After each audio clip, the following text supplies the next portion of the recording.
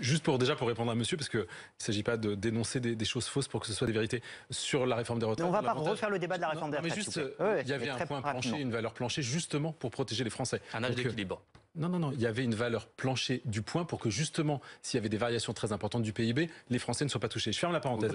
Quelle est la séquence? On sort d'un tunnel très très long de confinement, 12 mois sur 5 ans, c'est extrêmement long. On retrouve évidemment et naturellement le président réformateur, ceux que les Français ont élus en 2017. Il reste 12 mois devant nous. Sauf que les travaux parlementaires vont s'arrêter dans moins de 6 mois. On a un budget, regardez le calendrier, il est effectivement tout on n'a pas de quoi faire une réforme des retraites et de la faire voter. On a un président qui, sorti du tunnel de confinement, a besoin de sentir les Français. Quelle est la priorité? Cet équilibre qu'on a en permanence depuis 2017 entre l'économique et le social. Il va au contact, il cherche à comprendre ce qui se passe pour prioriser les réformes. Au mois de juillet, on construit le budget, les ministères construisent les budgets, et au mois d'octobre, l'Assemblée nationale commence à travailler sur le budget.